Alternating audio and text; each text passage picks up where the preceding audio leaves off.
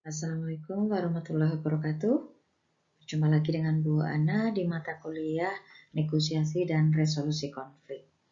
Minggu ini temanya terkait pengertian negosiasi dan resolusi konflik. Nah, mengapa negosiasi menjadi penting untuk dilakukan? Ya, negosiasi terjadi setiap hari. Ya, kenapa? Agar tujuan berhasil tentunya. Kemudian yang kedua, agar kepentingan kita bisa tercapai. Nah, negosiasi adalah sebuah proses upaya untuk mendapatkan apa yang diinginkan dari pihak lain. Karena jika tidak ada kebutuhan dan persetujuan dari pihak lain, maka tidak akan ada negosiasi. Nah, dalam konteks yang lebih luas lagi, hubungan internasional ya, negosiasi dianggap sebagai alur utama, bahkan rutinitas dalam hubungan antar pemerintah dan negara dalam berbagai bidang politik, sosial, budaya, agama, etnis, ekonomi, perdagangan, lingkungan hidup, HAM, serta hankam atau militer. Nah, Herb Cohen itu menyatakan the nucleus of negotiation.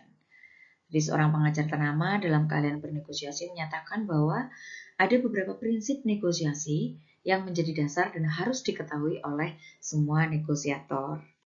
Apa itu prinsipnya? Yaitu singkatannya TIP. T stand for time. Salah satu elemen terpenting dalam negosiasi adalah waktu. Jangan pernah mengabaikan waktu. Kemudian yang kedua I, stand for information. Jadi informasi ini sangat penting ya, baik itu input yang Anda peroleh, kemudian akan mempengaruhi dari hasil yang akan dilakukan. Jadi informasi ini sangat penting. Carilah sebanyak-banyaknya informasi sebelum memulai proses negosiasi. Kemudian yang ketiga adalah P, power.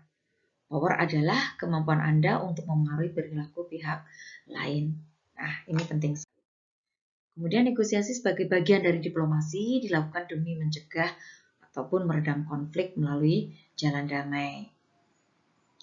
JRBD juga menyatakan bahwa dalam hubungan internasional negosiasi lebih digunakan daripada penyelesaian masalah melalui jalur paksa, propaganda, hingga permasalahan hukum yang akhirnya berujung juga pada negosiasi. Nah, orientasi negosiasi lebih kepada keuntungan dua pihak, win-win solution, agar konflik terselesaikan secara damai. Nah, ruang lingkup negosiasi. Nah, negosiasi dapat dilakukan mulai dari skala internal atau individu hingga internasional. Nah, Fisher, Uri, dan Patton ini membagi negosiasi dalam 3 sifat, yaitu hard negotiation, soft negotiation, dan principle negotiation. Apa itu hard negotiation? Ini biasanya identik dengan konfrontasi, di mana masing-masing pihak beranggapan atas saling bermusuhan, sehingga keinginan untuk mengalahkan satu sama lain itu cukup besar. Kemudian yang B itu soft negotiation. Itu lebih menekankan pengertian dan hubungan baik. Jadi masing-masing pihak saling toleransi dan tidak saling menjatuhkan, sehingga negosiasi berjalan lebih mudah. Kemudian yang ketiga, principle negotiation, yakni negosiasi yang berdasarkan prinsip terlibat lebih jelas, karena terdiri dari prinsip-prinsip dasar yang dapat direalisasikan untuk mencapai tujuan dari negosiasi itu sendiri. Nah, kemudian terkait proses penyelesaian konflik ya, atau resolusi konflik, ini ada pendapat dari John Galtung. Jadi ada 3 tahapan, ini kaitannya dengan proses tadi yang dijalani dalam sebuah negosiasi dan resolusi konflik. Yang pertama ada peacekeeping, yaitu proses menghentikan atau mengurangi aksi kekerasan melalui intervensi militer yang menjalankan peran sebagai penjaga perdamaian yang netral. Contohnya silakan nanti dibaca sendiri. Kemudian yang kedua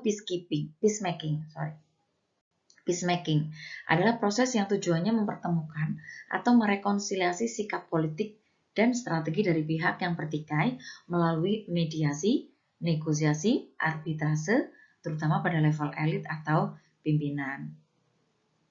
Kemudian yang ketiga, peace building adalah proses implementasi perubahan atau rekonstruksi sosial, politik, dan ekonomi demi terciptanya perdamaian yang langgeng. Jadi melalui proses peace building ini diharapkan negatif peace atau the absence of violence berubah menjadi positive peace, di mana masyarakat merasakan adanya keadilan sosial, kesejahteraan ekonomi, dan juga keterwakilan politik yang efektif. Mungkin itu sekilas gambaran tentang negosiasi dan resolusi konflik, pengertiannya dan ruang lingkupnya mudah-mudahan bermanfaat. Bu akhiri, wassalamualaikum warahmatullahi wabarakatuh.